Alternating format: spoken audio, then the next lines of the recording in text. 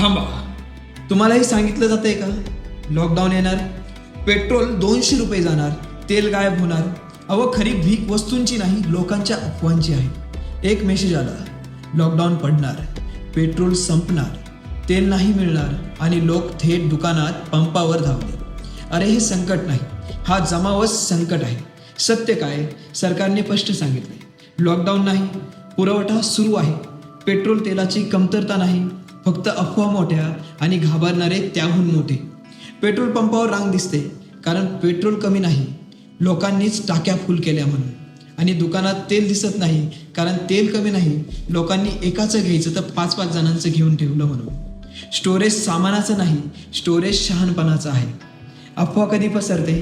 अफवा आधी पसरते, सत्य नंतर येतं. लक्षात ठेवा, वस्तू संपणार नाहीत, पेट्रोल संपणार नाही, पण न विचारता शेअर केलेल्या अफवांमुळे देशच थांबतो. सत्य तपासा, अफवा थांबवा, पॅनिक नका करू.